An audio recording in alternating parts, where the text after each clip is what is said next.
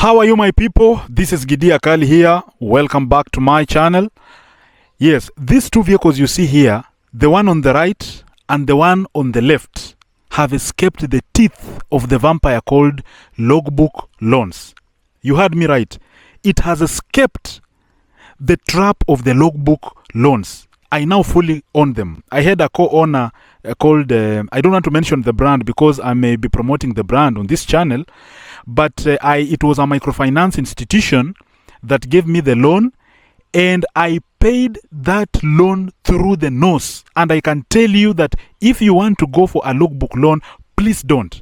And if you want to know why, stay on this video, and I want to help you understand why you should not go for this loan. I now fully own these vehicles, and I decided to make this video after my mental status has now improved and it's now okay. Mentally, I'm now okay, because I used to pay that loan while settling other bills, and I can tell you, my friend, it was too expensive.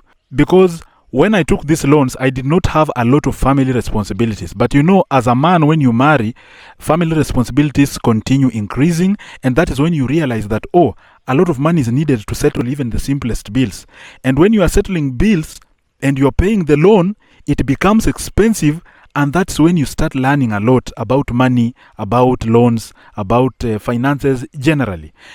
Now, some of you expect me to blame the financial institution, the microfinance institution, which I am not going to do, because the microfinance institution is in the business of lending money at very high interest rates. So I am not going to blame that microfinance institution. I am going to blame myself for being financially illiterate. And I'm going also to, I'm not going to blame as such, but I'm just going to attribute the loan to my family background and how I grew up and how I was exposed to money, my lack of exposure to how money behaves and how money works. So that is the main reason why I suffered paying for this loan. When people talk about loans, they like castigating the microfinance institutions, and I believe that is wrong, because they are in business and they are not forcing you to take the loan. So the problem is, when you go to take the loan, you don't fully understand the terms and conditions of that loan. So when you are in it, that is when you understand. And I can tell you, my friends, if you love yourself, if you love your family, if you love the people you associate with, please, if you love your future and you love your children, do not go for a logbook loan. Now, this is how this thing starts. And I think let me give the context of how I found myself in this loan and how I have managed to come out, and the reasons why I'm saying you should not go for it. Now, I graduated from the university in 2014 from Masinde Muliro University. I was taking a bachelor's degree in nursing. And after graduation, I worked at Kakamega Provincial Hospital, Kakamega County Referral Hospital. And during that time, our salary was roughly 55,000 Kenya shillings. You know, some people have told me not to quote figures. But sometimes I feel like it is good to quote figures, because you are giving a realistic view of what people should expect. You know, when you go somewhere and you say, I had good money, I was earning good money, you know, you are not giving a realistic context. I like quoting figures. So when I quote figures and you feel like these figures are too high or too low, do not despise me and do not feel like I'm bragging. Because if they are too high for you, you may think I'm bragging. If they are too low, you may feel like you want to despise me. Please don't. I like quoting figures to give the context of what happened. So after graduating in 2014, I went to work at Kakamega County Referral Hospital. I think that was during internship. And for nursing and medical interns, we usually have a monthly salary. I think it's just a stipend. It was about 55,000 Kenya shillings. And that time it was a lot of money, because I have never tarmacked in my life. And when we were being paid that, I thought it was a lot of money. But when I started paying rent and I looked at my responsibilities, I am the only son at home. And when I looked at the responsibilities I have, the goals I have for the future, the kind of life I think about my children, I felt like 55,000 was too little. And even after getting absorbed, we would earn not more than 80,000. So I still felt like the money was little, and I was looking for something that would help me earn a lot of money, quite a good amount, not just a lot, a good amount, maybe over 100,000 or 200,000, to help me build a good house, maybe drive my own car, maybe take good care of my family. And the only option at that time was going to the United States to become a nurse there. And we planned with my friend that we would go to the United States. And the challenge was in getting the visa. We did not succeed to get the visa. I think Polycarp Gideon Omari can tell you that. He was my classmate. We tried to get the visa to go to the United States and we did not manage. So in the process of getting the visa, I met some of my friends from Nairobi University, and one of them introduced me to the writing field. I did not know that I was a good writer, but he used to see me post a lot of things on Facebook. He used to see me, the way I used to speak, and he used to tell me that you can be a good writer. Come, I teach you how to do writing. And I said, yes, I'm available to be taught. So when he taught me that, and I grasped everything about writing, just for a short time, and then I went into my own study and investigation about it. I read various sites. I watched YouTube videos about writing. I mastered the conventions of academic writing, and I started doing it. Now, not long after doing it, I think it was about just 3 or 4 months, I was earning above 100,000 consistently. And not long after that again, not long, I mean not more than 4 months, my income had gone to above 200,000. And I was earning 250,000, 240,000, 270,000. And remember, at that time, I did not have a wife. I did not have kids. I did not have a lot of financial things that will demand my money. So I used to have a lot of money to waste. You find that this month I've earned 200,000. There's nothing to spend the money on. The following month I'm earning 200,000. There's nothing to spend the money on. And you know, ever since my childhood, I've not been a spender. I've not been exposed to a lifestyle where I just buy things. So you will find that in a month, I'm saving like more than 150. After paying rent and settling other small bills that I have as a single man, I'm saving like 150,000. So it reached a point where I had quite a good amount, and I started asking myself, what do I do with this money? What can I do with this money? And that time I was financially literate, because you've just gotten out of primary school, you've gotten from secondary school, you go to university, you spend a lot of your time studying, and now you are in the job market, you are already working, and you're making money, and you have learned totally nothing about financial management, how to manage your finances. You know nothing about it. So you have a lot of money at your disposal, and you don't know what to do with the money. So I asked myself, what can I do with this money? Now that is about 2019. I started writing in 2016, and in 2017 I got married, and in 2018 I bought my first car. And even after buying my first car, I think this money just continued becoming money, because my first car was about 1 million shillings only. And this money just continued increasing. So I asked myself, where else can I invest this money? Then someone told me that the best way to do it is to invest in the matatu business. This business, you know, this person who is advising me is a matatu driver. Now, this matatu driver is doing this job, and he tells me that every day they make about 3,000-4,000 shillings, and on a good day they can make even 7,000 shillings. So I tell myself, if I can buy one vehicle to help me, if I can put this money in a vehicle to help me generate 3,000, 4,000, 5,000 shillings every day, it is not bad. So I agree with him, and I go with him on the road, or with the vehicle he was driving. And I confirm that day they make about 4,000 shillings, and they give the owner of the vehicle 4,000 shillings. And I say, this is a good business. Now, if they can give me 4,000 shillings for one vehicle, in 30 days, I will have 120,000. You know, I've never owned a matatu, and I'm getting advice from a matatu driver, and I think that I'm getting the right advice. Now, that time, I had 2 million Kenya shillings. So I go to Kisumu, I take a flight, I go to Mombasa. Now we reach in Mombasa, and I meet a friend of mine called Kevin Ogada. I had communicated to him earlier about the purchase of the vehicle. And when I reached there, we held a small discussion with him about the purchase of the vehicle. And then he tells me that if you want to purchase one vehicle in cash, you can pay 2.1 million. And if you want to purchase on hire purchase, you can pay a deposit of 1 million shillings, 800,000 shillings, and you can pay the rest in 1 year. And I felt like, I have 2 million. And this guy wants to sell me one vehicle for 2.1. And if I have 2 million shillings, I can get 2 vehicles. Okay? And then when I go, I will be making like not less than 8,000 shillings a day, and I'll be making money. And then I opted for 2.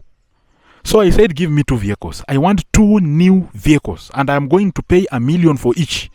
And then I'll go and then put in business. I'll pay this loan very fast, and then I finish. Now, I assessed some risks because I would pay 90,000 for one vehicle and 90,000 for another one. So that would come to about 180,000 shillings every month for 1 year. That will not be very expensive because even if the vehicles could not work, I had a job that was making 200,000 shillings every month. So I could still pay for the vehicles without even them working. So I was still, my math was just correct, okay? So we buy the vehicles, we come to Ngara, we pimp the vehicles at a cost of about 600,000. Then we bring the vehicles to Kakamega. Now, the vehicles start working. Now, this is in 2019, September. I think 2019 September when we are buying these vehicles. So by the time we are registering with NTSA, putting the vehicles in the SACCO, ensuring that my drivers have badges and proper licenses, ensuring that my conductors have good conduct, they are well registered and they are working. All that process took me about 1 month. So these vehicles start working in October 2019. And the business is good. During the first month, I made good money. Every day, each vehicle used to bring me about 4,000, 5,000 shillings. So that was good. 10,000, around 4,000 to 10,000 shillings every day. That was good money. And if I supplement with my income, that was good money because I remember 1 month having a net income of about 500,000. That was in around November 2019, and it was easy for me to pay the loan. Now listen to this. And I was a very ambitious young man because I knew that I would make a lot of money if after finishing the matatus, I wanted to go to farming and do other big businesses. So in 2020, early 2020, something is declared a pandemic. Something is declared a pandemic, something called COVID-19. And that is where the rain started beating me because I was supposed to finish this loan in September 2020.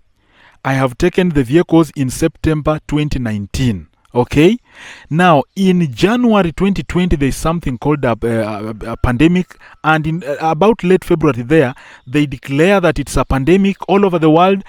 And the then Minister for Interior declares that each vehicle should carry not more than 8 people. Now, when they declared it a pandemic and it is spreading and we had all the restrictions, people were not moving. And I was depending on these vehicles to pay the loan and run other errands. Because when I started making the money, I think I missed to say this. When I started making the money, there were projects I was doing, including a contribution for building the house, and I was doing other projects. So when it was declared a pandemic and the vehicles came to a standstill, the vehicles were not working, and I'm expecting that money, and I'm putting now my income in other ventures. I have proven that the matatus are working. My friend, that is when the rain started beating me. The first month, I think in February, I did not make any payments to the showroom because there was no money. I only paid about 50,000 shillings. Now in March, it was worse because the vehicles could not move. The vehicles were not going anywhere. It was some kind of a quarantine that was put in place that we could not go beyond certain points. So I could not make reasonable income to pay the loan again in March. And then I started having arrears. you find that this month I have an arrear of 120,000. The following month I have an arrear of 100,000. And I have already committed my personal income to other projects. Now it means those other projects have to stall. I have to use my income now to pay for these vehicles when they are just there. Okay? Now, if this vehicle, one thing I noticed, if this vehicle just goes to work, unapata polisi, they just arrest these vehicles. And you pay a lot of money because you are violating the rules. The COVID rules, I don't know, some kind of that. There are some regulations that were put in place. So if you are violating those regulations, you had to be arrested. And that is when I noticed that I was sinking now into debt, a bad one. Because running other things and paying for the loan, I was now around 400,000 in arrears by the time it was in May, 400,000 shillings in arrears, and it was going beyond what I had expected. So somebody approached me and told me that, Gidi, what we can do, we can help you buy off one vehicle and you pay for it, and then you can come out of this debt that is disturbing you. You can focus on paying for one vehicle and we can help you to do a buy off of one. So I entertained the idea.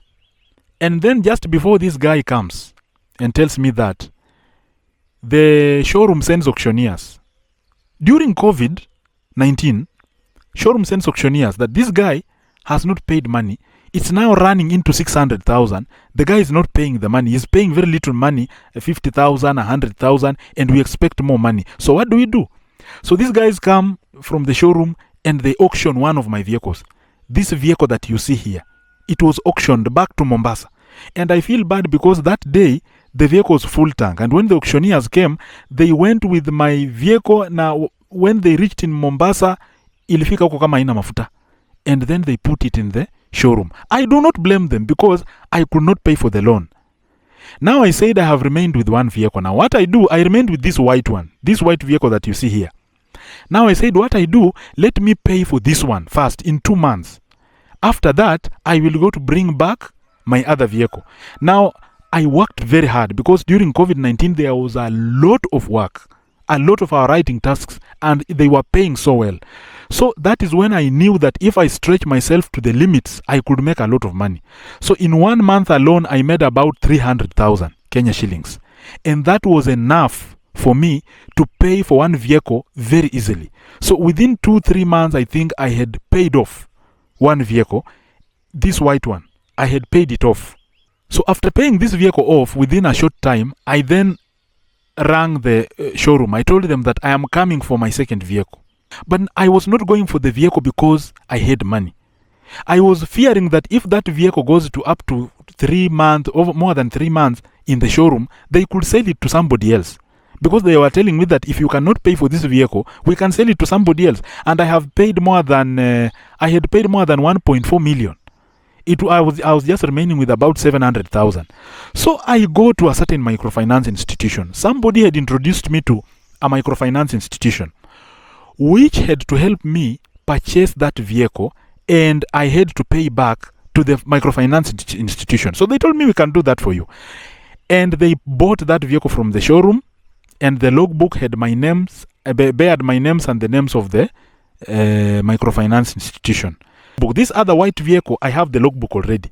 But this other one, I have a debt of 700,000. The showroom had told me that we can restructure this loan for you, bro. We can restructure and you'll be paying the showroom. We don't have a problem. We understand there was COVID-19 and we know you experienced a lot of challenges paying this loan. So what we can do, we can restructure this loan and we can just add 100,000, which was about 800,000, and I would pay around every month. I would pay around 80,000 for 1 year, and then it will be over. But the problem was, I thought that if the microfinance institution buys for me, it will be easier for me to pay them because their office is in Kakamega. If they auction me, they will auction me and put the vehicle in Kakamega. Because these other guys auctioned me and the vehicle went to Mombasa. So I could not understand what they were telling me. That is when I made the worst mistake of my life. I signed some documents without understanding how that loan works. So after doing that, I found that I would pay around, was it 1 million, 1.1 or 1.2 million, somewhere there.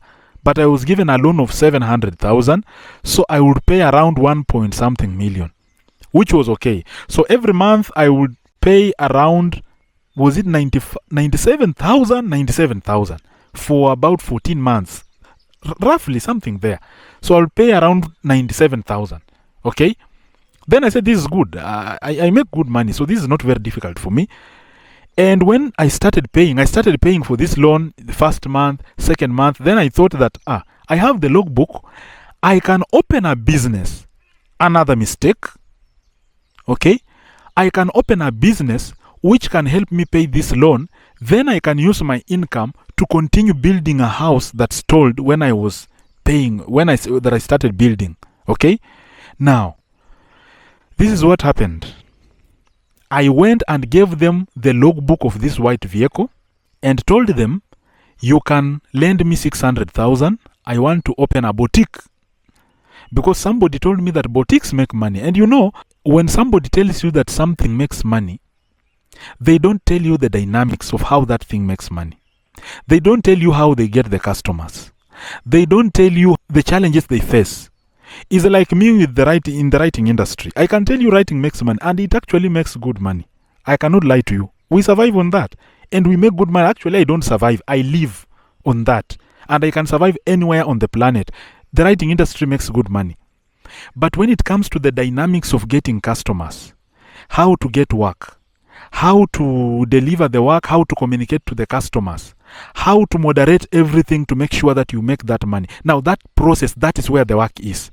So when this guy came and told me that there is a lot of money in the boutique, I thought that there was money there indeed. So I said that if I have like 600,000, I can invest there. Then let me go there. Let me go and invest some money there. I needed like 900,000 to do that. And I borrowed 600,000 from that microfinance institution.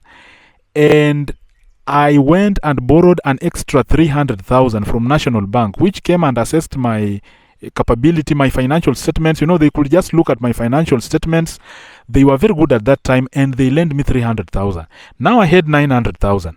Now with 900,000, I put up a boutique, and I went, and much of the money did not go to putting up the structure, because it was like you are leasing somebody's shop, so you cannot do major structures in the shop. A lot of money went into purchasing the stock. A lot of money went into that. And I did the first round. I bought a stock worth about 400,000. And then I went and bought another one about 200,000. And then, you know, so I was doing that, buying in bits and learning how the business works. Now, the funny thing is this. Something that I did not know, that if you open a business and put employees there, and then you go away, you only wait for employees to work and bring you the money, they will steal from you. In this country, a lot of people don't have work because they are thieves. I can tell you that for sure. I don't believe we have unemployment in Kenya. What we have is theft. Let me just be honest. Because even in our writing industry, what we do, you find that you employ someone to work for you, and they want to take the papers they have written as samples to another employer, or they are taking those papers and uploading them to another site like Cause Hero and because they want to benefit from this more than you. What we have in this country is theft. Now, these employees, what they were doing is they were selling other clothes in my shop without my knowledge. So that is a story I get later on. To cut the long story short, it was an inside job, and the shop was stolen, and goods worth over 600,000 were stolen. 600,000. I have not benefited from this money, and this money has been stolen, and it is a loan from a microfinance institution. And remember, this is COVID time, and these other vehicles are not making money. I am relying on my income to pay this loan. Okay? And what happens next? I don't have a business, and now I have 2 loans to pay. They bought this vehicle for me through a buy-off, which is easier to pay. But again, I borrowed another loan using this other vehicle that I now have to pay. Now again, I have two loans I have to pay. I don't have good income from the vehicles. I don't have a business. The shop is stolen from, and I have to pay that money. And other projects are going on. I have initiated that other project. It is still continuing. Now it has to stop, and I have to focus on paying the loan. I have suffered. And this is how I have suffered. Now get to understand this. Now this is how logbook loans operate. And I want to help you understand how logbook loans work. Logbook loans are not there to help you address your financial problems. Logbook loans are designed in such a way that you fail to pay so that they can come for your movable asset or for your immovable asset if you are using something like rental houses or land as security. Okay? Logbook loans are not there to help you address the financial issues you are facing in your business or even in your life. Why do I say so? I say so because when you delay to pay this vehicle for right now is about 3 to 7 days, you will get something we call a demand letter, which indicates that you have failed to cooperate to pay this loan, and therefore we are sending you auctioneers within 7 days. After 7 days, when you fail to pay, they send you a proclamation letter at a cost of 5,000 shillings. I want you to get me clearly. And this loan, if you failed to pay, it is accruing interest at a rate of about, I don't know if it's about 5% or something there.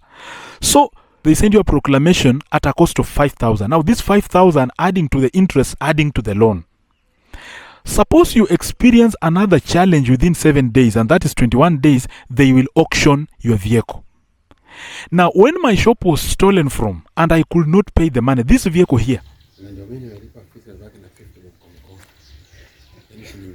Now, when my shop was stolen from and I could not settle the money for that month, and I begged for them to give me 1 month to prepare myself to continue paying the loan, they could not listen. Now, this is another characteristic of logbook loans companies or these microfinance institutions.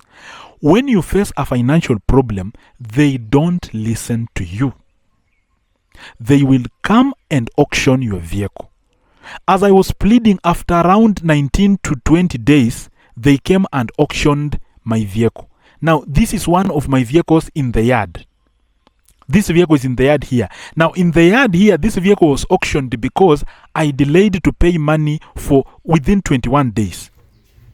And then when it goes to the yard, now I want you to get me clearly. When it goes to the yard has the admission fees. Like when you go to school, you get admitted. Now, when you go there, they admit your vehicle. It is fine. It's money. When the vehicle goes to the yard, it sits there. It's money every day. It's money you're trying to pay. Now, that is when I understood that the logbook loan is designed in such a way that if you delay to pay within 1 month, they make it very difficult for you to pay the loan so that they can take the vehicle and sell. I don't know if you're getting me. And when the vehicle went to the yard for around 5 days, they told me that in the next 5 days, if you don't come for your vehicle, we will sell it. They sent me such kind of a letter. I just don't want to put it here because I don't want the name of the company to be known here. And I struggled, and that I was to pay about 97,000 every month, but the money had accrued to more than 115,000. 117,000. Remember, that is one loan. This other loan, that is one loan that they bought off the vehicle. This is the vehicle they bought off. I'm not talking about this other vehicle. So one vehicle I'm supposed to pay 117,000. And then I'm telling them that, why can't you help me restructure this loan? They are telling me you have to pay first so that we can restructure. Now, they know you are experiencing a financial challenge. So by telling you to pay first, they are telling you, it's like they are trying their luck to see if you can fail to pay so that they can find an easy way to sell the vehicle. So luckily, my writing company sent money earlier. After around 3 days, before the 5 days elapsed, and I had the money. So I paid it was around 125,000. That one loan alone, 125,000. And after paying the loan, I go to the yard to take my vehicle. They tell me that I have to pay 12,000 again to the yard. Then I pay 12,000. So the whole amount comes to over 130,000. And the loan was 97,000. I hope you can see how logbook loans operate. Okay? Now, throughout this process, I did not blame the logbook loans. I blamed myself for ignoring videos like this of people who explain to others why logbook loans are not a viable option when you have a financial problem. Okay? Now I started struggling to pay this money. In the struggle, I noticed that I was now experiencing a challenge paying the money because I'm paying rent. My rent that time was about 18,000 every month. I have to do shopping in the house. I have to send my mother, some money at home. I have to support some people. I was paying some school fees for some people willingly. It was not mandatory, but it's willingly. I was doing it. And at the same time, I had to pay the loan. Now I was feeling overwhelmed, because the total amount was coming to, if I do all those things, I had to have not less than around 350,000 every month. Every month. Because, you know, when you pay rent, there are bills that I could not foresee when I did not have a child. Like buying diapers, like buying just a child. A child is very expensive when a child comes. If you don't have a child, please listen to me. And you are a man and you want to get married. If you want to be a deadbeat, then I'm sorry. A child is not expensive. But if you want to be a responsible and available father, a child is expensive and you have to prepare for that child. So when you start being responsible in the house and you are paying the loan, it is too expensive. Too expensive. But I noticed that this issue came with its positive side. I noticed that I was now becoming very aggressive with my work. I even started doing YouTube videos. The videos that you see, the first videos I was recording in Kakamega, I started recording them. And I was aggressive in my writing things. And I started doing other to make sure that I make extra money to help me pay what? To help me pay the loan. And I made quite some good money. That's the first time I made over 350,000 just from my writing work alone. And I started paying for that loan and I stopped every other thing. I said, let me now focus on this loan. It's just less than 18 months and I will be done. Less than 18 months, I will be done. I have paid that loan through my nose. You find that some months I used to have like 400,000 shillings. And then you find that after I have paid rent, after I've done everything and I pay the loan, I have nothing. Even 5,000 I don't have. And this is the nature of the loans. I don't want to blame that microfinance institutions, what they did to me. Microfinance institutions will not listen to you when you face a financial problem, especially when they have an asset that they can recover if you fail to pay. Because they will come for that asset. I am telling you, they will come and they will not listen to you. I am not blaming this microfinance institution. Why? Because the problem is me. It's not them. The problem was me because I did not understand how paying a loan can be expensive. It was my first time in my life to pay a loan. I did not understand. I was not literate financially. I did not understand shares. I did not understand bonds. I did not understand treasury bills. I ignored to learn about cryptocurrency. I did not learn about so many other things that would help me manage money well, like being frugal the way I am right now. I can even put on a t-shirt of 200 shillings even when I have 100,000 in my pocket. I did not understand that. You know, I was living a YOLO kind of lifestyle when I had money. Then I blamed myself. And after blaming myself, that is when I realized, I need to make the right decisions not to fall into this trap again. So when you hear somebody talking about logbook loans and blaming the microfinance institutions, it is not the microfinance institutions. It is that person. They have not learned the art of managing their money well. They have not learned the art of being reasonable with their finances and being reasonable in terms of their spending and lifestyle. Okay, so after paying that loan, I even found myself in depression. But it was not the kind of depression that somebody can feel like they are overwhelmed with life, they want to kill themselves, they want to isolate themselves. No, it was the kind of depression that I have made so much money, like I had made over 5 million shillings, but all of the money went to loans. I don't want to describe the other loans that I had. Because when I was paying this money, I used to take some easy loan from Equity Bank to help me run my affairs. I used to take like KCB other loan to help me run my affairs, and several other small mobile loan apps. Because when I have 350,000, I pay the whole loan. I remain with nothing. Then I start taking these other small loans to help me settle some things. So in the end, I ended up wasting 5 million shillings, working so hard, making so much money, wasting the whole of it, and then remaining with nothing.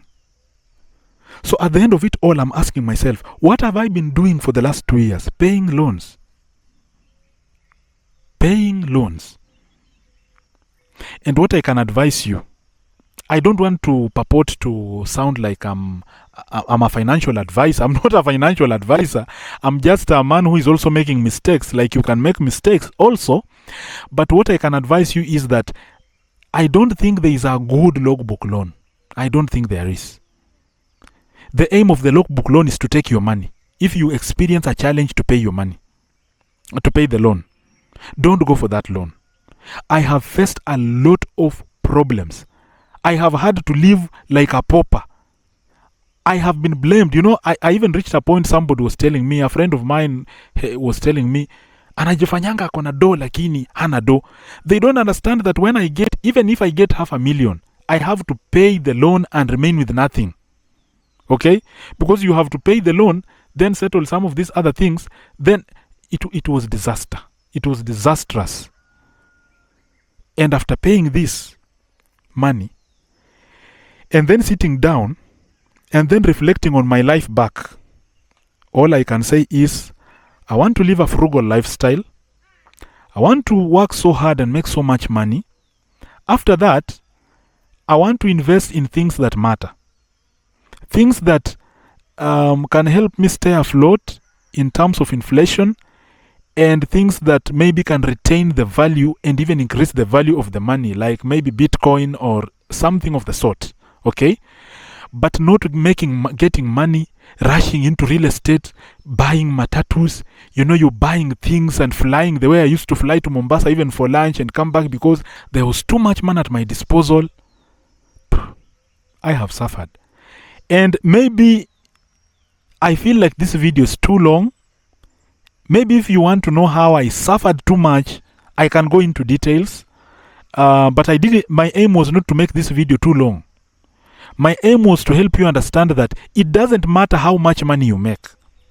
If you start a game of loans, and if you are not financially literate, you are going to suffer. You are going to suffer financially. Even if you make 1 million shillings like these MPs, and you are not literate financially, and you have not embraced frugality, and you have not understood how to beat inflation, and you don't understand ways in which you can maneuver to help this money, to retain the money. It doesn't matter how much you make, but how much you keep and the value you keep increasing. It doesn't matter. It doesn't matter. So don't tell me that I make 100,000 shillings every month, I make 200. Don't tell me how much you make. Tell me about how much you keep. Tell me about how much remains in your pocket. Tell me where you invest and how much passive income you make. Then I will understand you. But how much you make, a lot of people make a lot of money. So many people make a lot of money. I know you're watching this video, you're making money. If you are not literate financially, you will be in my shoe. And you will suffer. You will suffer. So, the last thing I can say is that avoid logbook loans. If you have a car and you have a financial challenge and you feel that challenge is too big, sell the car. Sell the car. Accept, sell the vehicle. Don't take a logbook loan. You will be given 60% the value of your car, and it will be taken and sold at a higher price. And you will be the one at the loss. And I have bought some 2 second-hand vehicles because some people failed to pay. Now you see, some of us who will have saved little money, we will buy your car after you have been given a loan 60% worth of your vehicle. and you lose it just because you experienced a financial challenge. Maybe your mother was sick, maybe something happened at your job, and maybe your money delayed, because they don't take your car because you have refused to pay. They take your car because you have delayed to pay. And if you delay, they take it. My friend, don't take a logbook loan. Don't go to for that logbook loan. I did not talk about even the valuations. I did not talk about other things. Those are the details I can give if this video maybe becomes interesting to many people. Nowadays, I don't even do videos for money. I used to do videos for money, walking, doing what. I don't do videos for money. I record simple videos like these ones just for people to get entertained and to know what is happening. Don't take a logbook loan. Cheers, and let's meet another time.